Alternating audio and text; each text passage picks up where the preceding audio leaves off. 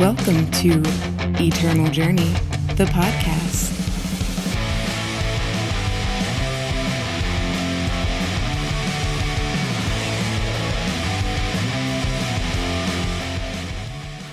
What is up, everyone, and welcome back for another episode of Eternal Journey, the podcast that talks about all things eternal with a focus on limited play.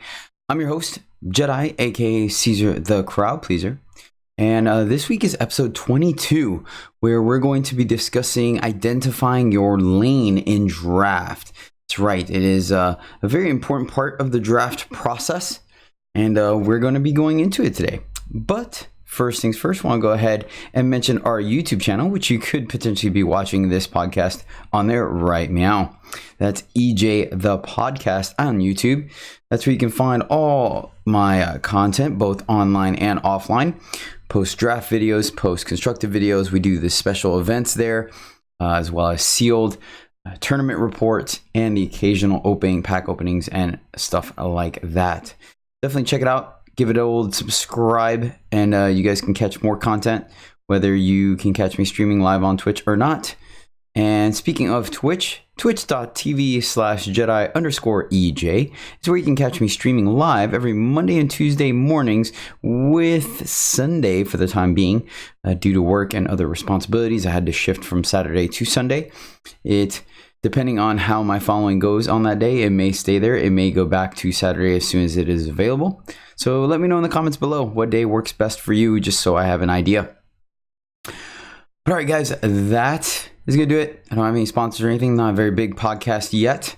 So luckily, we can go ahead and move in to our pack one, pick one. So this week, cracking open the old pack. Let's see. So we're pretty late in the format, so I'm just going to talk about cards that matter. As far as commons go, we have Steadfast Paladin, the 1/2. Actually, I'll just go over all of them anyways, because we could have new listeners, and we're here for education purposes. So, Steadfast Paladin, 2/1 for 2 green. It is a Paladin, and then invulnerable to damage on your turn. So this guy can pretty much attack without fear every turn. A great onslaught enabler. Solid 2-drop, not the super powerful, but it does get the job done. So that's fine. We then have Rallying Sergeant. This is the 4/4 Oni for 5 red. And has onslaught +3 attack, so it becomes a 7/4. Decent. I think I still like the Steadfast Paladin here over the Sergeant just because it is a 2-drop. Then we have Stone Scar Outfitter, the 2/3 Rogue for 5 Shadow. And your other units have +1 attack. It has shift 4. This card is pretty good. It's better than it seems. It easily adds 3 to 4 extra power to the board, especially if you have evasive units. It does some work, or units that are coming out of shift, emerging. So yeah, it's solid. I like it a little bit more than Rallying Sergeant, but I think it still might be Steadfast Paladin. Plus, I like Justice. Next up, we have Cascool Bladebearer, which is the 2/2 Warrior for 3 and a green. And then while you have armor, it gets a +3/+3, becoming a 5/5. Nope, that's not gonna take the case. We have Vicious Rumors. That's the you can look at your choice of top 2 cards in their deck. Yeah, not really a thing. Let's see. Muck Crawler is the 1/1 for 1 in Shadow, and then when you own a shifted unit, it gets a +2/+2, becoming a 3/3. Not really excited about this card unless you're a very low to the ground aggressive Stone Scar deck, and I still, even then, I'm not feeling it. We then have Sizzleback Salamander, the 2/2 Beast for 3 red. It has Berserk, and you may pay 4 to twist it to deal 2 damage to your enemy player. It's a decent card, but not super powerful. It has seen it finish games, so I think the jig is up. I think a lot of people are very cautious of it, and very rarely does it ever get in for a ton of damage on Berserk anymore. And Fragility, which is the 2 and a blue curse. When a cursed unit takes damage, kill it. Does combo well a little bit with like Stormcaller and then ping effects like Belligerent Yeti, but yeah, not really taking it highly. So right now it's Steadfast Paladin and Stone Scar Outfitter. Going to the uncommons, we have Praxis Insignia. So not really looking at that for first pick. We have Silver Short Sword, also not a pick, and then Burden Bear Wisp. The 1/3 for 2 and a time. Has flying and then onslaught. You may put one of your other units back into your hand. So kind of taking advantage of onslaught triggers and other summon effects. Card's not bad. It is a little... the reason why they put it as a 2-drop and put it such a small body is you can play it as a 1/3 flyer for font, which is just fine on 2. A little underwhelming, but really you want to play it later in the game and then still have power open to replay that unit that you bounced. So yeah, it's a good card. I think out of the 2 though, I think I might still stick to Steadfast Paladin. It just seems a little more aggressive and less synergistic requirements to make it good. You know what I mean? And then the rare is East Annex Smuggler, which is the 2/3 merchant for 3 red gold. It has charge, and then obviously you gain access to red and gold cards from your black market to put into play. The smugglers are fine. I think they're a little harder to accommodate nowadays because of the fact that playables are kind of lacking. You're really kind of hoping to get a full deck by the time the draft is done. So you're less likely to have decent, relevant things to put in the market. Going into 2 colors very early is a little bit of a gamble, even though I do always preach to stay flexible on your first pick. So that being said, I think I'm going to go ahead and take the Steadfast Paladin here. I just like Justice. I feel like it is a solid faction to be in, and then 2-drops really come into play in this format. And Steadfast Paladin, for the most part, does a lot of work regardless of what stage of the game you're in. Bird and Bear Wisp has done some work as well, and it is flying, which counts, but I think the fact that Steadfast Paladin just always activates evasion or onslaught very easily and survives is awesome. So yep, I'm sticking with Steadfast Paladin here for my pack 1 pick 1. All right, ladies and gentlemen, moving into our main topic. This actually came to my attention when I was submitting a 7-win deck to Farming Eternal. That's right, the other limited podcast out there with Patu Moro, Ben Grasher, and Barefoot Farmer. They have a phenomenal podcast, so make sure you guys are checking it out if you're not yet. It's definitely rewarding, but long story short, they collect all the 7-win deck lists that they can throughout the course of a format, plug it into a spreadsheet thanks to the work of Ben Grasher, which is extremely time consuming. So definitely thank him for his service. If you get the chance and you do submit a deck or use the submit a deck or do use the spreadsheet for your own, knowledge and well-being. So we normally talk about the decks we submit, and what ended up happening was he pointed out the fact that I had drafted a Feln, which is Primal and Shadow. Mind you, Feln or Primal is pretty much clearly the weakest color or faction in this format. But I ended up drafting a deck with 9 uncommons for Primal, believe it or not, including the standard. And so he brought it to my attention, which, if some of you have been listening to both our podcast or mine or etc., or even being on Mum's stream or Cassindrath, the uncommons for Primal are extremely powerful. It is the common slot where they lack. And I think I actually mentioned this deck last week. I cannot remember. But he made a point to point that out to me, and it was like, hey, way to take advantage of, the weakest faction and the colors being open. And so it made me think of the fact that we do talk a little bit on the draft portion of Limited, but we never really go too in depth on it unless we're actually drafting live. And I do feel like that is something we need to touch on, because Limited is essentially 2 parts. Yes, you do have playing your deck, playing it well, playing to your outs, knowing how to use the strategy, etc., etc. But the drafting portion of it is very important as well. You can almost derail your draft right from the get-go before you play a single game if you do not identify what your lane is. And what I mean by this is knowing what factions you are supposed to quote-unquote be in. I mean this, if you guys remember when I spoke, I think 2 episodes ago, talking about how in paper Magic, when you draft, it is somewhat self-correcting, because if too many people are trying to draft the same factions, everybody's deck will essentially be weaker because of the fact that, it's a color is not as deep. And so someone's going to end up getting mediocre cards. Typically, everyone will pick stuff aggressively, and so the next set of packs you'll get will get significantly weaker cards, versus It's a little different online just because of the fact that I believe we're only seeing cards or packs from one person, I believe is the way it works. I'm not 100% on this, but I feel like everyone has the opportunity to more or less go any color they want because every draft is completely independent of the people you play in. So you could have drafted a sick Rakano deck and go up against 3 different sick Rakano decks as you're going through your wins. And so, but it is still important because if you find the open colors, i.e. the factions that no one else is drafting, and you identify that correctly and go into those colors, then you have the potential of setting yourselves up for success during gameplay by having a superior deck to your opponent. And then you just have to rely on your exquisite gameplay to get you there. So like I said, with Ben Grasher and I were talking, I didn't realize it until I submitted the deck and saw the uncommons. And yeah, our sheer uncommon power level was just so powerful that the deck was able to overpower many of the opponents I went up against, simply because of the fact that my card quality overall was better. I had a chance of drawing more powerful cards than they did.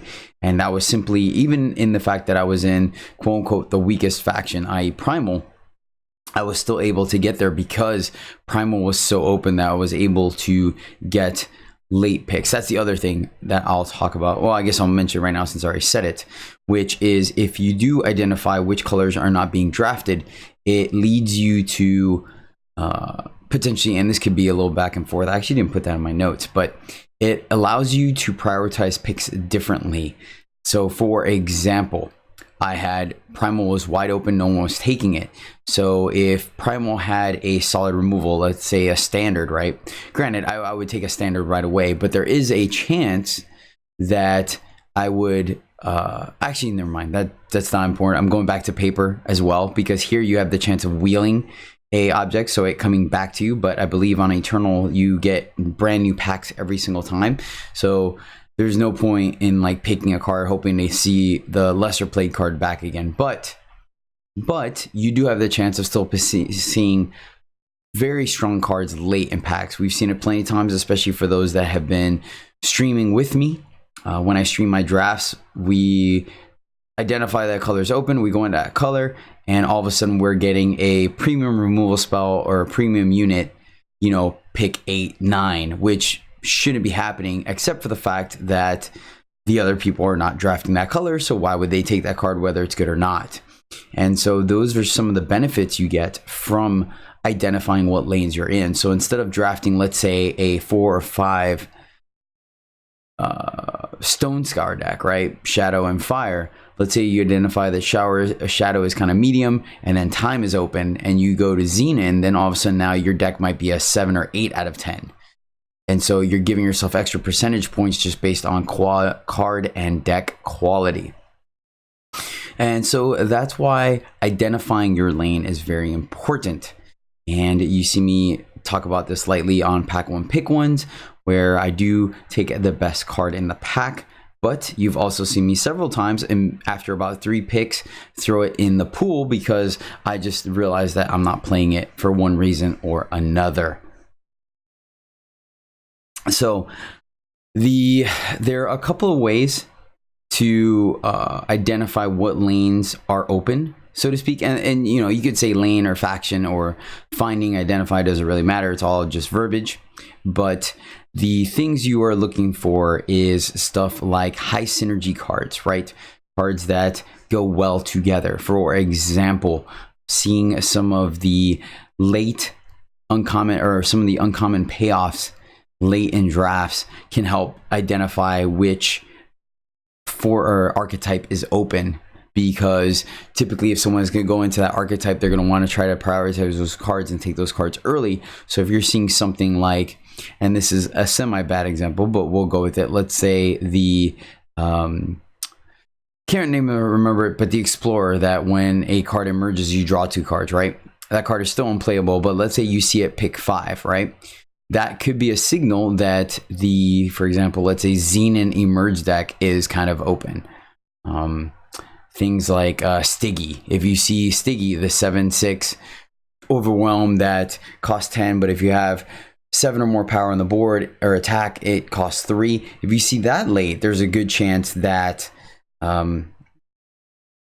time might be open, and that's the other way to identify which your lane is. And those kind of go, I was going to separate them, I have separated in my notes, but since I've just mentioned both, we'll talk them both at the same time.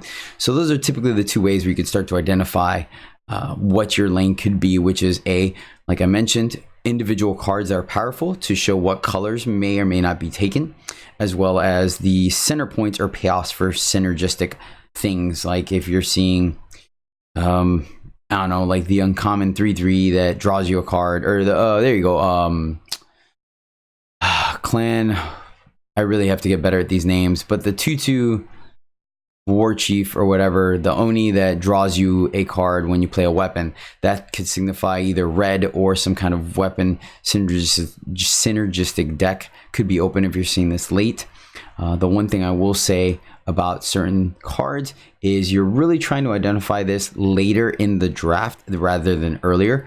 Reason being is, you guys have heard me say it before, your first pick is pretty much the most non-influential pick in the entire drafting process. And the reason why I say it is, unless you draft some awesome bomb legendary that can win you the game on the spot, typically you have to be willing to even just pitch that rare or awesome card and put it into your board if you are not getting past those colors.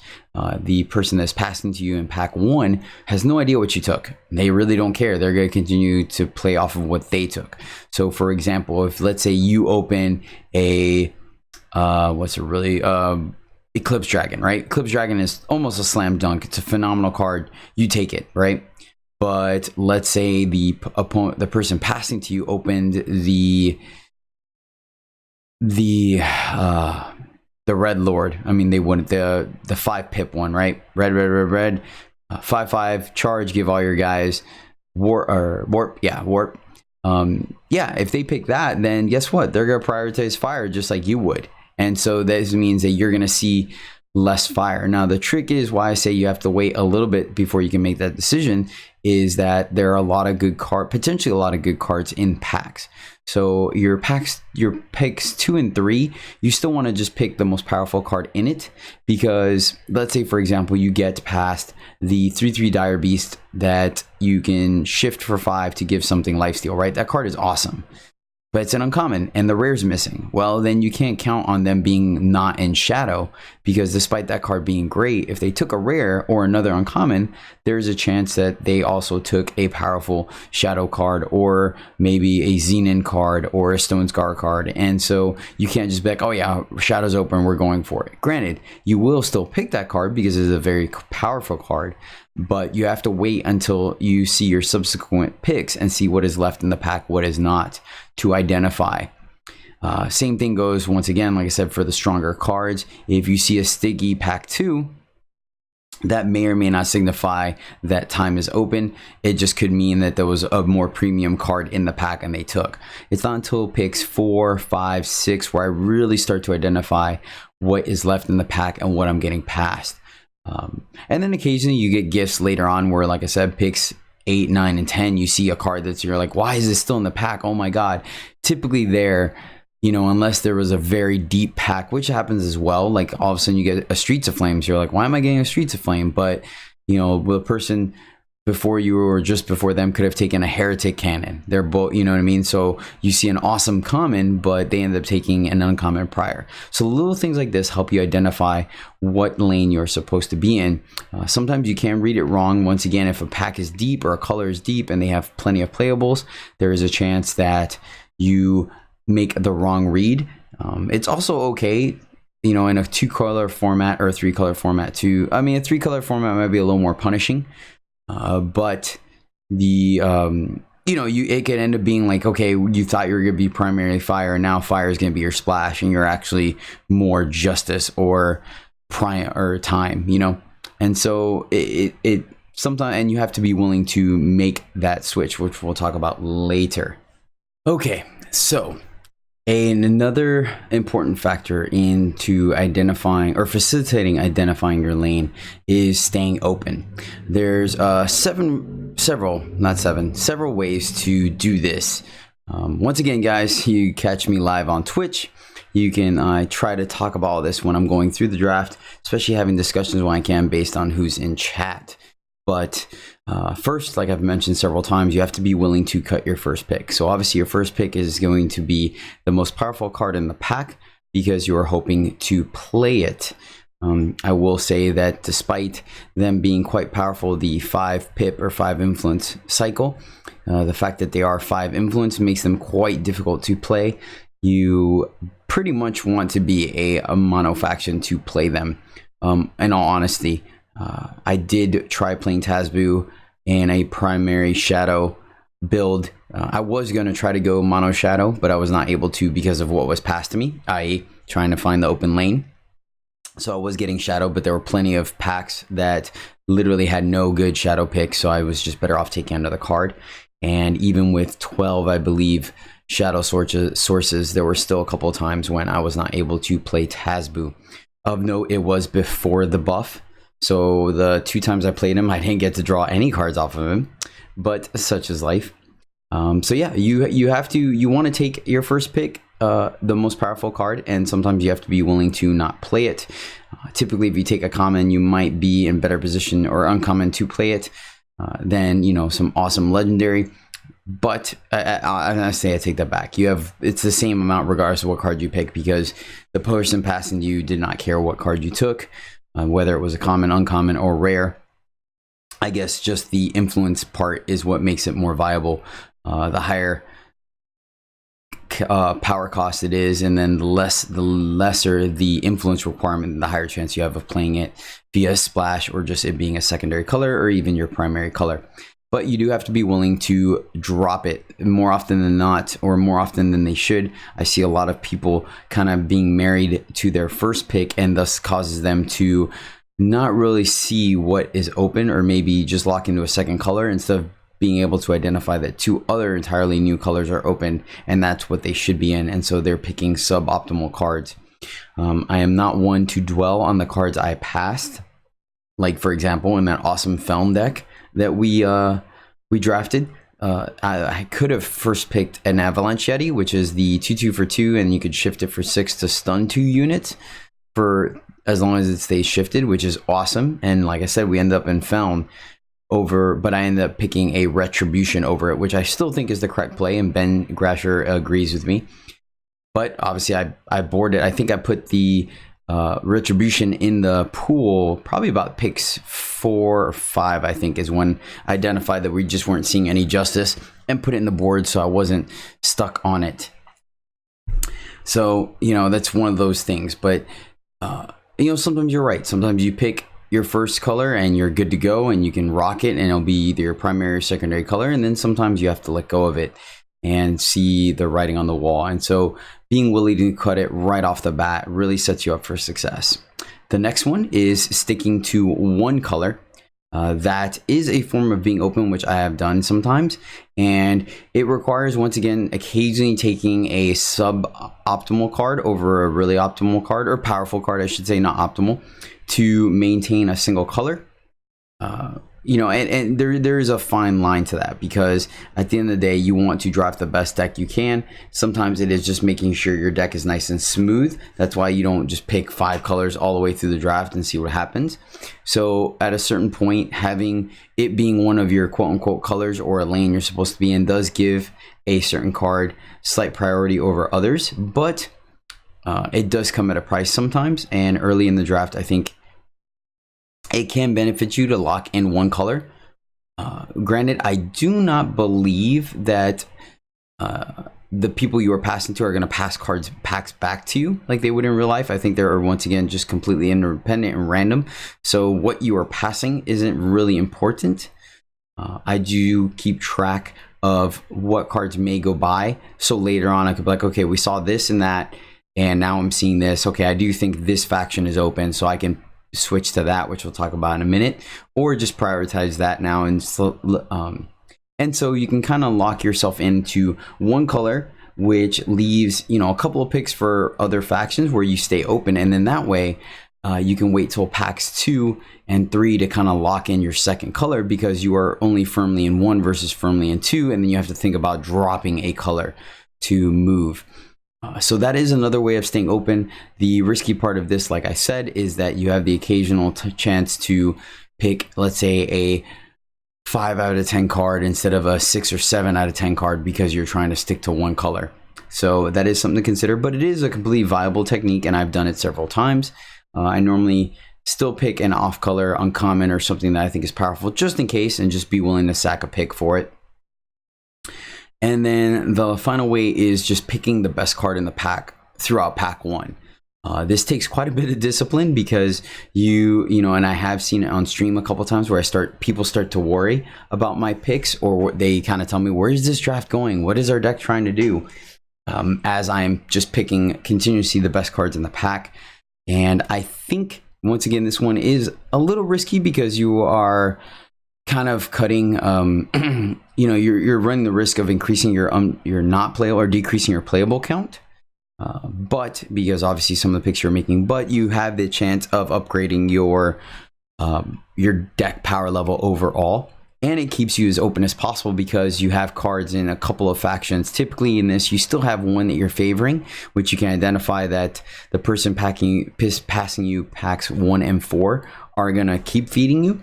But your second color is typically open, and you could potentially get rewarded in packs 2 and 3 as someone else entirely is passing to you, and they may not be in your primary color, or they may be and still feed you a good another faction. I've seen that actually more often than not, where very rarely are the same 2 colors that are open in pack 1 and 4 are open in packs 2 and 3. And when that happens, you just get a busted deck, which I think is how I got this found deck. But a lot of the times you will have one decent, like one locked in color packs 1, and then maybe 2 potentials, and then packs 2 and 3, typically about 3/4 halfway through pack 2, you lock in your second color. You're like, okay, they're definitely passing me time, so let's go into time. And I took fire, so we're in praxis. And then obviously this also plays around what's in the pack, because sometimes you can lock in a card. Like I said, when we took Tazboo, we're like, okay, we're gonna go mono shadow, but if there's no good shadow cards in the pack, like, there's nothing you can do about that. And that is another aspect of draft. Or sometimes you'll get 3 or 4 cards for your faction or your deck in one pack, and sometimes you won't get any. That also comes into play when a color is particularly deep, i.e. there are a lot of playable cards in there, so several people can take from that faction and still have playables. And when a deck or a faction is not, where you really only want 1 or 2 cards and everything else is kind of unplayable. So picking the best cards in the first pack, I like doing, and I try to do it at the very least for my first 4 to 6 picks, depending, unless it's just clear, like, you know, fire rare, fire uncommon, and then fire really good common or something like that, or, you know, pick 4 or something where I have 3 or 4 cards from a specific faction. I really try to just stay open and pick the best colors. That way I have the highest chance of having some kind of power level, because there has been times where I've taken, you know, justice, shadow, and then none of those colors come to me after that, and so I end up losing out on my first 3 picks. Typically the best way to take advantage of this is, like I said, where you are somewhat solidified in one color but have cards from 2 or 3 other factions, and then in pack 2 you identify what your secondary color is going to be and lock that in, and then hope to go back to your primary color in pack 4. All right, so that is how to stay open and allow you to identify what the correct lane is. Because like I said, last thing you want to do is, let's say you tie up or lock into Rakano in pack 1, and then you go into pack 2 and there's just 0 Rakano going your way. So you're gonna have to cut 1 color, or just sacrifice a whole pack, potentially 2, to lower the power level of your deck. And that's why identifying your lane can be very important. On that note, talking about the transition from packs 1 to 2 and 3 to 4, when should you pivot into another color or deck? And this happens once again when you identify synergies.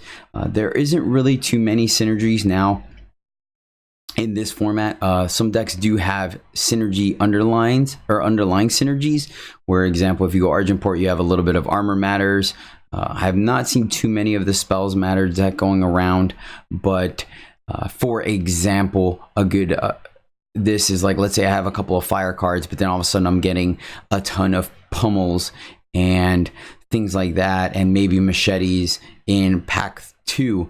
Well, now if I have some kind of game plan, I might see like, these are really premium cards that are getting passed to me. I should capitalize on them. A Flame Blast, a Flame Blast can win the game very easily in limited, and so it may cause you to drop one of your less powerful colors and shift into this to know that you're going to get fed 2 whole packs of this faction. Another one is, like I said, if there's some synergistic payoffs, like for example, in the last format, you might be some type of, let's go to Rakano, and then you end up seeing like 3 Beastmasters past you in packs 2 and 3. Well, that might lead you to potentially just splash, Justice and go go Primal and Fire to be able to play the Beastmasters effectively and still curve out correctly, 2, 3, 4 all the way up. Certain things, this is a little bit harder to do because of the fact that if you're X amount of picks into the draft, you're very hesitant to just kind of shift and give up on a bunch of picks. But sometimes it is the correct play, and I feel like the best drafters are able to make the most sacrifices. I really feel like when you mulligan a little more aggressively or redraw, and you are able to give up on some playables to make sure you get more playables, is when you are rewarded in the format overall.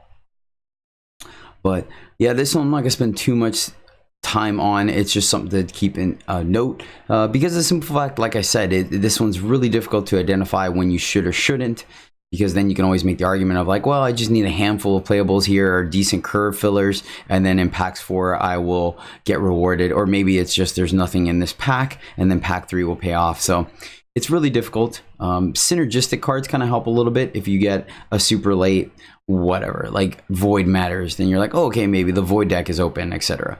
But it really depends. A lot of times you can look for double faction or double influence cards and double faction cards. Those help as well, the multi-faction ones. Those both kind of really make you want to be in a specific deck. So if you are seeing those go by, there is a chance that they are not taking them. If you see a double shadow card or a triple fire card, those cards go specifically in the decks that want to use them, not splash them, maybe, so those are good key signals to kind of identify whether you should switch colors, drop a color, or lock into another lane. But all right, guys, that's going to do it for identifying your lane, which I think is a very important part of limited play. I hope you enjoyed it and got something out of it. Once again, let me know in the comments below what you guys think. I would love to hear from you.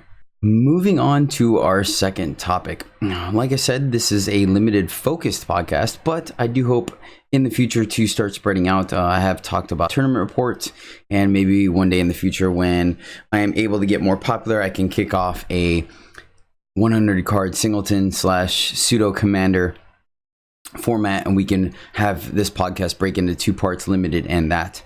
So that being said, I recently participated in, I believe, the Great Parliament 4-color tournament this past weekend. Was it this weekend or the weekend before? I don't remember now. My weekends all blend in together. But to give you a quick short snippet on that, because why not? Let me keep you guys up to date on me, since I'm the only person on this podcast.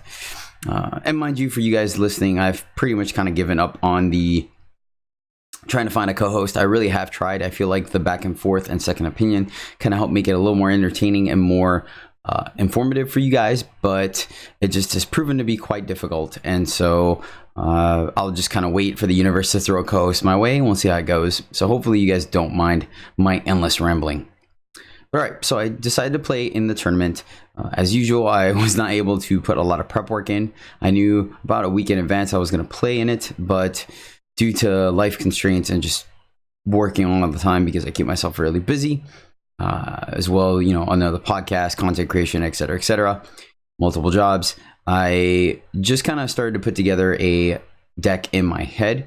Initially, I tried to go with a Winchester-based deck I'm very familiar with, and then splash either Primal or Time. I think I was splashing Primal. And long story short, I tried the deck a little bit in casual, and it just didn't really play the way I wanted it to. I didn't really like the way it played out. And so the morning of I decided to audible into Reanimator. It just kind of dawned on me that Reanimator already had 3 colors, and the fact that I could just reanimate cards so I wouldn't have to worry about super complex power bases and stuff like that. So I went ahead and scrambled together a last minute Reanimator deck about 45 minutes before queue time or start time happened. And I gotta admit, I definitely paid the consequences for it. I forgot to put in the 1/2 that mills you for 5. Yeah, totally, completely forgot about that card 100%. Instead, I put the 0/2 for 1 power that you pay to loot or draw and then discard. For some reason in deck building, I guess I didn't have my coffee yet. I thought it was free. I could have swore there was a card that did that for free, but I could be wrong. Not the pay to. So I ended up putting 2 of those in. I think I ended up taking up a couple of extra slots. I only ran 1 or 2 Harbingers, which I think was a little bit of a mistake because you really want lifesteal in the deck. But I ended up putting in World Joiner and Grimva. I liked Grimva a lot, actually. One of the games I lost, I could have won if I had reanimated Grimva. I think she's pretty decent, and the fact that she ended up being tri-faction really helped meet the tournament requirements or the deck requirements for this tournament. Reanimator was a good call, I feel like, just because of the fact that I took advantage of the fact that the deck could still keep its mainline strategy. I didn't have to change it that much. Initially, someone came on the stream and complained that there was going to be another Reanimator deck, and then in chat, a lot of people were talking about it. So I guess this has been a reoccurring theme in this format, though one of the commentators, Tall Shark and Handsome, did message me saying that there was a unique take and he didn't think about it, and et cetera, et cetera. So it was kind of, I wasn't sure which way to go. But either way, I thought it was fine. So funny story, another rough part of deck building. There was a game where I ended up putting Vara's Favor in the board or in the market so I could pull out when needed, right? And there was a game where I did the correct thing. I thought about it for a second. I 100% went to the market, pulled out the Vara's Favor to look in their hand and silence something, right? This was going to be, it was completely relevant to do this. I think it was in the mirror. I almost 100% believe it was in the mirror. And so I get the Vara's Favor, I go to play it, and then realize that my power base has 0 time in it. Yep, that's how bad my deck building was for this. So needless to say, it sat in my hand, and sure enough, I was at least rewarded that I made the correct play, because the very next turn, yes, I almost positive it was Reanimator, because now in my head, the memory recalls them playing their 8th power and then hard casting Vara to kind of go off. So I was like, man, I could have silenced it and discarded it, and that would have been that, you know? So that was, so deck building was a little interesting. It put me a little off on playing the deck. Funny story was that I thought about playing the 1/1 flyer that Onslaught you Faithless Looting for you MTG players, or you draw 2 and discard 2. My opponent ended up playing that, so at least I thought that was correct. There were a couple of small other intricacies that I could have made in the deck to make it run a little bit smoother, but overall, it wasn't bad. I think it was pretty good for making the deck in about 15 minutes and not really sleeping, and et cetera, et cetera. So real quick tournament report. I ended up only playing 3 games or 3 rounds, even though it was Swiss. I could have played 5 or 6. It was 6 rounds. And they did mention there's a potential for a 4-2 to make it. But I had other things going on that day. So the fact that I just was like, all right, there's a good chance I may not make it. So I don't want to, I'd rather capitalize on my time. I only played 3 rounds. Round 1 was the mirror. And I actually, game 1, they took. Game 2, we took, I believe. And then game 3 was drawn out. And I think that was the game where, like I said, I got Vara's Favor. I can't remember. But no, we lost that one. So that might have been game 1. And then game 3, I thought I almost conceded. I literally remember there was a point where they got on the board first and opened up. And then I was going to... We had some card that was kind of a little helpful in the mirror. I don't remember what it was. It might have been Grimva. It might have not. Oh, it was World Joiner. That helped. Yeah, just because when it attacked, it -1 everything. I think we got 1 attack in with her. I'm trying to think what other things I splashed to get the other influence in. I don't remember off the top of my head. But anywho, I literally was gonna hit the concede button, but I was like, well, we're streaming it, let's play it out. And then we just ended up we're able to go off twice, where our opponent only went off once. They went off once, we went off. They were able to neutralize that, and the second time, I think we just outvalued them, and then they rage quit. And I know they rage quit because they dropped from the tournament right after. They didn't even submit their results. So took down round 1. Then round 2, we go up against a Genève Pledge deck, which was 4 colors. I think it was Justice was the 5th color or 4th color, I believe. And yeah, we just got ran over. It was Alicia Kills, I believe, was the opponent. And they literally just ran us over both games back to back, just smashed us bad. I think we were able to stabilize one game, but we were so low that they just burnt us out. Or, oh, no. We stabilized, but then they had the 6/3 flyer that's invulnerable to damage. And we just couldn't deal with that, like, at all. Like, our board state just couldn't, because I couldn't gain life off of any of my cards because of that. So yeah, we lost to that pretty easily. We got ran over super quick, 0-2. We waited, did some gauntlet, and then we go into round 3. We go up against an Ixton Control. I was trying to think what I think it was Shadow was the 4th color as well. And those decks were those games were a little bit more fair-ish. Game 1, they played around really well, and I'm not sure, I don't think we made the incorrect play, but long story short, we had the ability to, I had main deck shakedowns, no, sabotages. What did I have? No, okay, I had the gunslinger, the alley guy that makes the sabotage, and then I had a sabotage on the board.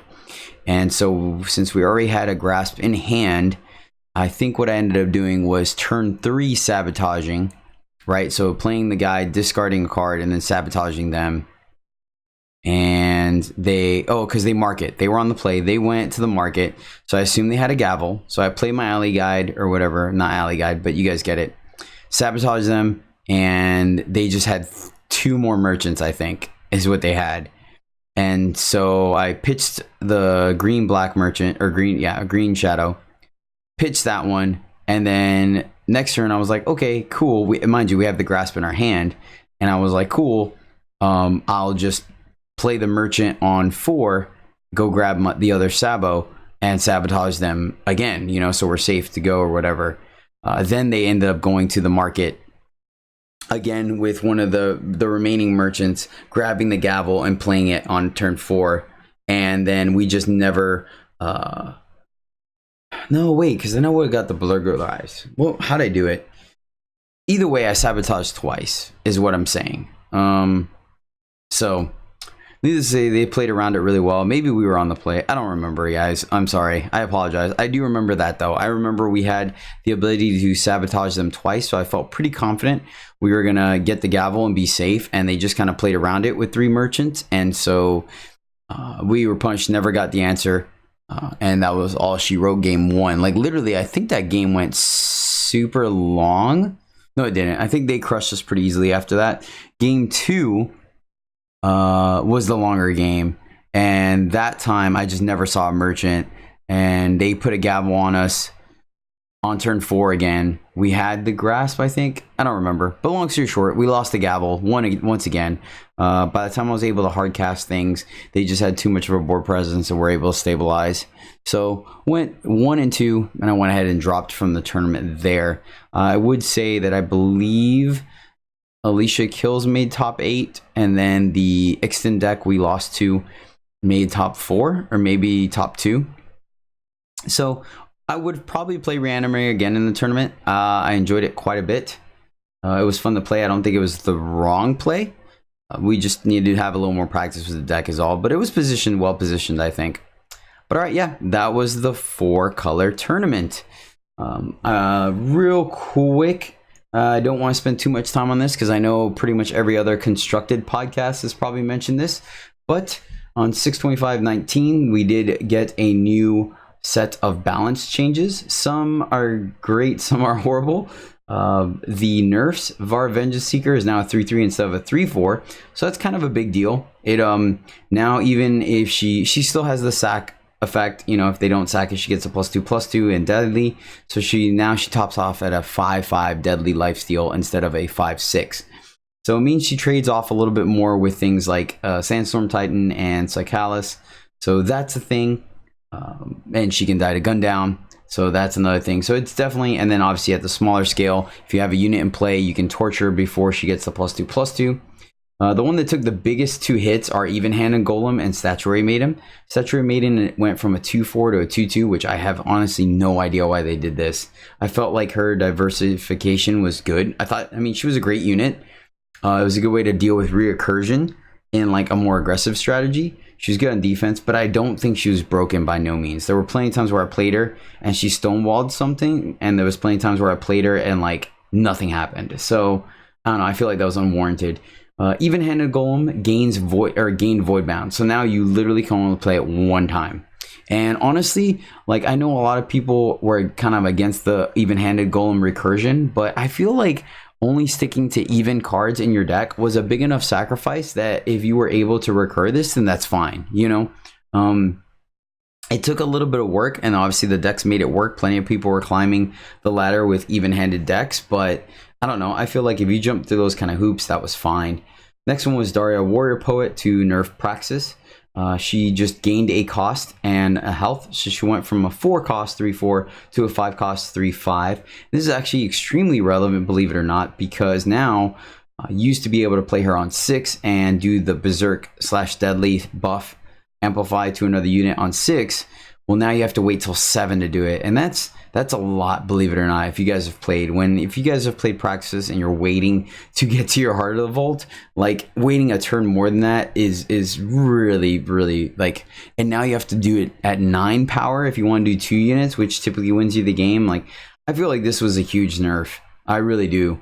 The 5th health kind of helps a little bit as far as it being defense and having deadly, etc., but yeah, the extra cost on it really hurts its amplify, which I think was a huge thing. And the problem is I thought the card was just fine. Like, yeah, you lost some combos to Heart of the Vault, Shugo Tactics, and Dara, but like, that's a 3-card combo you have to line up with a ton of influence requirements. So if they put that together, I was okay losing to that. Moonstone Vanguard, it did get a limited hit. It's constructed as well, but now it is a 4/4 and it gains you 4 health instead of being a 5/5 that gains you 5 health. So this card was essentially the best card in the format, limited that was, and now I think it's kind of fallen in the par with other rares. 4/4 is legit. Like it. Don't get me wrong, it's still a body, but man, 4/4s you just feel like you handle them a little bit better. Like for example, the Curator can now block it effectively. You have to double block this thing less to kill it now, and it dies to a couple more things. It dies to Extinguish, which I guess is in the format, but so this was a bit of a nerf as well that I feel like wasn't really warranted. The card felt awesome when it was awesome, but there were plenty of times where it just kind of played out medium. So I don't know, but they know better than me. They're doing it because they want to balance all the decks out. As far as buffs go, real quick, Akari the Liberator is back now. She was 7, she went up to 8. Now they brought her back down to 7. So I'm excited to play her again because that was one of the first legendaries I crafted. Bartholo the Seducer was 4, went down to 3. I have no experience with this card, so I don't know. Banish though got a huge buff. Now it kills relics or units of 5 cost or less instead of 4. That is absolutely huge. Like that opens up like the majority of the field. Very few cards are being played now that are 6 and more, so going up to 5 makes a lot of cards relevant for this thing to kill. So I think that's a huge buff. Knight Chancellor Seraph is now 7 to exhaust. Her ability was 8. If you guys know, once you get that high late in the game, that high power level, 7, 8, and 9 are huge gaps in power. Absolutely huge. Like look at the nerf to Martyr's Chains. Like 1 more power just makes the card so much harder to play. Like you're still going to play because it's super powerful, but yeah. Seraph's Choice is no longer in the format, so that's a little bit bummer, but it went from 8 to 7, which is Seraph's Exhausted ability, except you do it once in a card. I've played it in a draft deck once or twice. It was a really slow go long game and had some powerful units. I played it. And Shush, yeah, whatever. it's one cheaper to silence stuff permanently. And then Twilight Hunt, this is a pretty good buff. It gives something killer, and it summons Nightfall, and if it's a dinosaur that you're putting it on, it gets a +2/+2 instead of a +1/+1. So that's pretty relevant. I think that's going to see some play. I think that card is quite powerful, especially given the additional 2 power now. But yeah, those are the balance changes, guys. Like I said, I'm not going to spend too much time on it. They did update a bunch of unit types, but this being a less unit or tribal synergistic format, then that's not really that important either. So yeah, that's pretty much it, which leads me to move on to our What's the Play? All right, what's the play, guys? So this is a little bit of an interesting board state. This comes from our sealed gameplay this weekend. I had plenty of close calls, so if you guys get the chance to go hit up the Twitch and watch the VODs, check it out. There were definitely a couple of games. So this one, our opponent is at 21 life. They have 6 power, 2 cards in hand, the 1/3 Devotee of Sands, normal, the 4/3 flying when it attacks, gain a life. It's the 3/2 when it attacks, gain 1 life, but they put the +1/+1 flying on it. It is currently stunned with 2 triggers on it, or 2 counters. The 7/7 worm with the +1/+1 and flying on it, with 2 frost counters on it. So we just, long story short, our opponent attacked us for 13, brought us down to 8. And so to survive one more time, I had to not do anything and cast Frost Wave on their 2 flying units. I'll describe why in a second. And then they played a 1/4, the flyer, with the 1/4 flyer, the silences. So they silenced our 3/3 stranger. Okay, so their board says once again a 1/3, 4/3 flyer, 8/8 flyer, and a 1/4 flyer. They're 21 life with 6 power. They are Primal Justice, Time, and Shadow. And then on our side of the board, we have 5 power. We're at 8 life. We have an emerged 4/6 flying Storm Breaker, I think it is, Earthshaker. We have a 3/3 Silent Stranger on the ground, and we have a 2/3 Auric Lookout that has 1 tick mark left on its emerge or its shift. And then in hand we have a Guard Dog, the 2/4 Terrax for 6 that onslaught deals 2 damage, a Victor's Cry, the +5/+5 at fast speed for 4 green, the Golem Press, the 2 green relic and pay 2 to make a 1/1 double strike or double damage golem, and then is Faithful, the 2/1 or the 1/1 2/2 green 1/1 2 and a green unit that onslaught get a +2/+2. So what's the play? It is our turn. What do you guys do?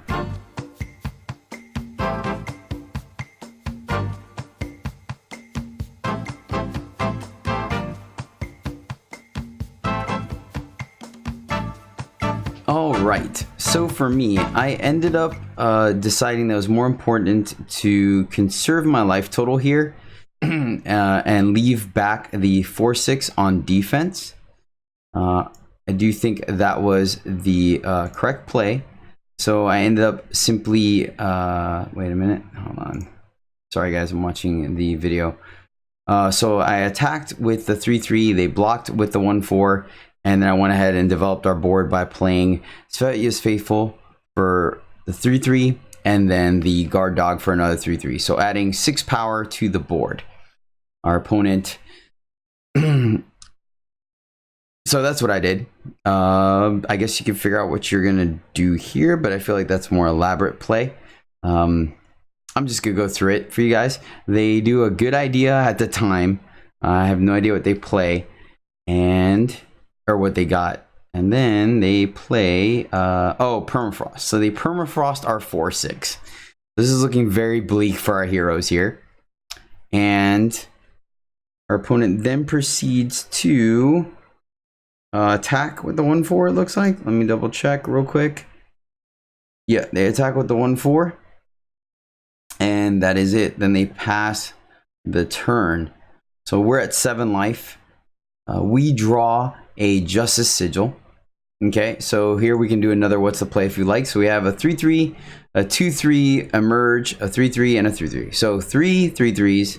They have a 1/3 blocker there at 21 life. They have, yeah. So what do we do here? Okay, sorry guys, this is like multiple plays. I guess I could probably do it. This might have been the better what's the play from this point. But that's fine. Developing the board, you could have taken a different line. So that's why I like it. This game had a ton of decision trees. So I ended up playing the Justice Sigil that we drew and attacking with everything, right? Our opponent decided to... Let me see. They do not block. So I end up just attacking or hitting with all of them for 3, 6, 9, 11 points, and then playing the Teriax to do 2 damage to their face, taking them down to 8. So they're at 8, we're at 7. They have a 4/3 flyer, an 8/8 flyer, and a 1/4 flyer, and we have just the 2/4 flyer now. So we are kind of stuck. If they have a way to remove our Teriax at all, we are just dead. They end up, let's see. Man, they were in the tank for this one for a minute. Okay, so they attack with the 4/3 and the 8/8. So we chump block. Our 2/4 dies to the 8/8. We take 4. We go down to 3. They are starting to rope, and they play a time sigil and pass. We draw the militant, the 2/2 for 4 green flyer that puts a -2/-0 on a unit. We decide to attack with everything. Because I think this is, well, we have another trump blocker, but we decided to attack with the team, which you guys can totally decide against if you want. But I think our road to victory here is to press because we just got lucky. We got another trump blocker. And our opponent, I don't think they blocked actually, or maybe they did. Let me see with how they blocked real quick. Oh yeah, they do block both. Yep, they block a 3/3 and a 3/3. And then we go for the win with the Victor's Cry. If their last card is a trick, we just lose. But it wasn't. So we still get in for 10 damage using Victor's Cry and steal this game away from our opponent, which completely flabbergasted me. But yes. So it was a little awkward. What's the play? Just because it wasn't one key play. Actually, I think it was. I think placing 6 power more on the board and being able to attack for 11 put us back in contention for winning that game versus if we played a little more defensive, we would have just chump blocked and not had a good enough board state to attack. I was hoping to use the Frost Wave to win. We ended up using it to stay alive, and it paid off and got us ahead on board. So yeah, guys, that was what's the play. I hope you got something out of it. I really do think it was interesting. It might be a little bit easier with visuals, but I do think that both those key turns had enough decisions in them where there could have been multiple correct lines. I just chose to realize that we weren't going to win in the air, so we had to beat them by out-aggroing them and using the time that Frostwave gave us to get there, and it ended up working out. I mean, Victor's Cry just did some work. Being an additional 5 damage where they didn't see it was huge. I was considering using it on defense to take out the 8/8, but once they permafrosted our flyer, it was just kind of obvious that, or our 4/6, it was obvious that we had to just start getting in there. So yeah, let me know in the comments below what you felt about it. I really am excited about the what's the play, but I want to know if it's coming across the way you guys want it to. But all right, that is going to do it. I'm going to call it a show. So thank you guys once again for listening. I really appreciate it. I hope you are getting something out of this. I know I do when I learn from other podcasts. I hope you do. Once again, giving a shout out to Farming Eternal, the other limited podcast for Eternal. Yeah, there's only 2 of us, so hopefully you guys are enjoying it. I know there's a ton of other podcasts you can listen to. Also, check out Limited Resources for Magic the Gathering and Lords of Limited for Magic the Gathering Limited. They're both great podcasts you guys can listen to as well if you play Magic the Gathering. You can catch me on Twitter and YouTube at EJthePodcast. Follow me on Twitter where I post what's the picks and let you know when new videos go up. And on the YouTube, obviously, you can catch event videos. You can catch offline versions of me drafting and doing sealed, as well as posts from my live streams if you weren't able to catch those. You can follow my real life stuff at Caesar LeBear 7. That's all my cosplay, my modeling, my shows, my circus performance, fire performances, gym workouts, all that stuff there.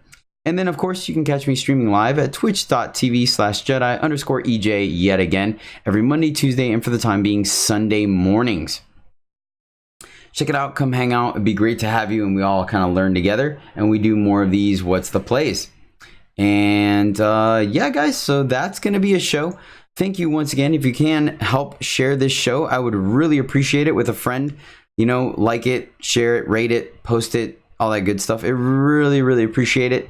Doing another podcast every week definitely is a little bit of time consuming, but if you guys are getting something out of it, then I enjoy it all the more because I really do enjoy doing this.